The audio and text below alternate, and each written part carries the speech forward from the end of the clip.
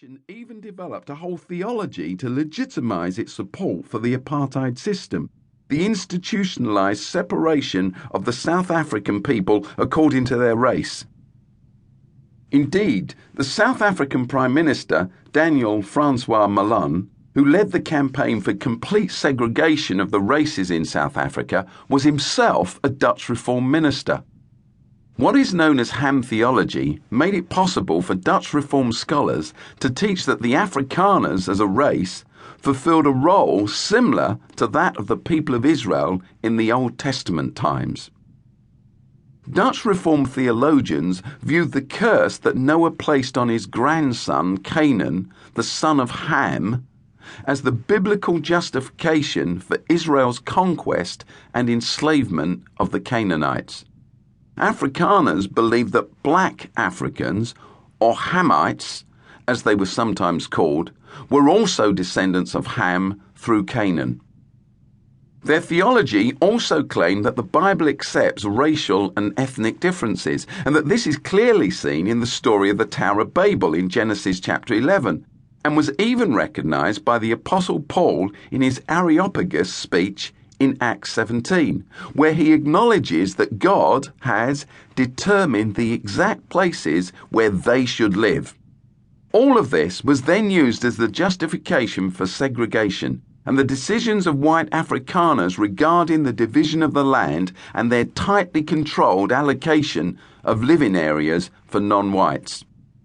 This kind of theology, in fact, was widely held by many European Christian groups throughout the 18th and 19th centuries.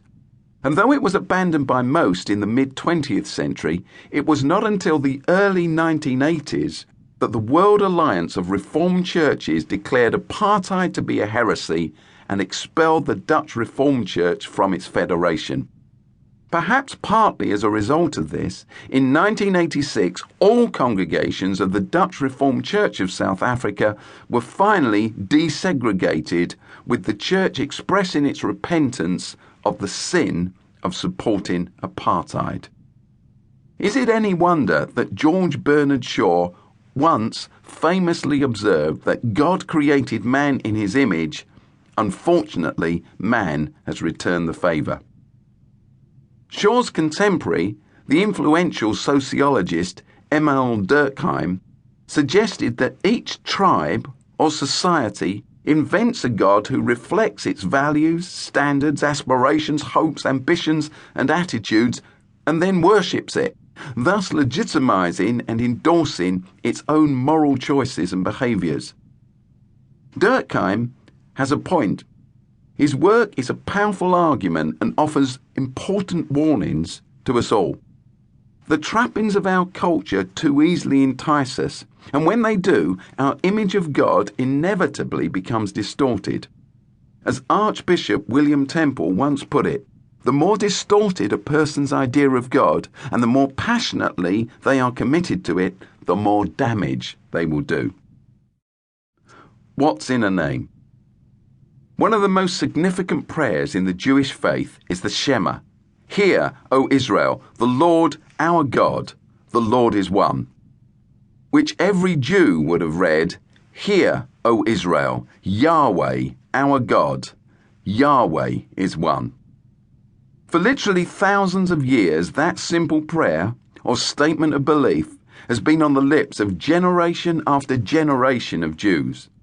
From Moses to King David, from Jesus to Bob Dylan, it's the first creed they read as infants, and for many, it's the last they utter before death. Though the Shema is seemingly a simple text, it contains a depth of theology, with its chief task being to affirm monotheism. There is only one God.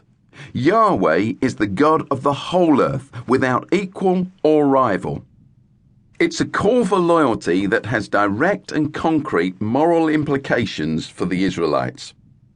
It was a call for them to live their lives under the lordship of one God. The problem was that even though Yahweh had commanded that he should be Israel's only God, in the ancient Near East there was a pantheon of gods vying for attention: Asherah, Baal, Anath, Dagon, to name but a few. In fact, as Joshua